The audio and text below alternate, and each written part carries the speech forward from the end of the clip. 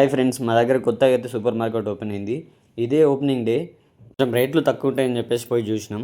అంత ఏం తక్కువ లేవు. బయట దానికన్నా ₹1-2 తక్కువ ఉన్నాయి అంతే. ఇంకా వచ్చిన దాన్ని కొనాలి కాబట్టి కొనుడైతే కొంటున్నాం మేము ఇక్కడ. ఓపెనింగ్ డే కాబట్టి క్రౌడ్ కూడా ఎక్కువనే ఉంది. ఒక వస్తువు తీసుకొని ఇంకో వస్తువు తీసుకొచ్చేసరికి టైం బాగా పడుతుంది ఆడ.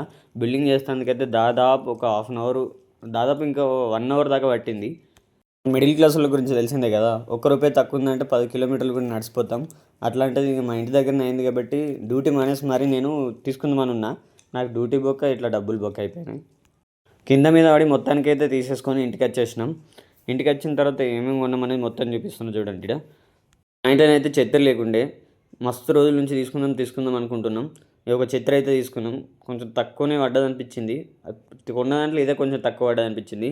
ఇక పూజకు సామాన్లు, పాలు, పెరుగు, ఇక కొన్ని స్నాక్స్ తీసుకున్నాం. మేము ఎప్పుడు స్నాక్స్ ఎక్కువ తినము, బట్ ఈసారి ఏంటంటే కొంచెం అవే తక్కువ అనిపించినాయి. సో అవి తీసుకున్నాం స్నాక్స్.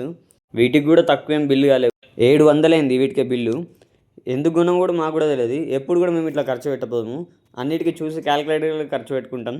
ఈరోజు ఏమైందో ఏమో సడన్గా పోయినాం, కొన్నాం, అయిపోయింది, అన్నీ టక వేసుకుంటూ పోయినాం. వచ్చి చూసేసరికి స్నాక్సే ఎక్కువ ఉన్నాయి దీంట్లో. ఇక పనికిరాని చేసుకున్నాం అని అర్థమైపోయిన తర్వాత ఇక్కడ నాకు 700 బొక్క, నా డ్యూటీ టైం బొక్క.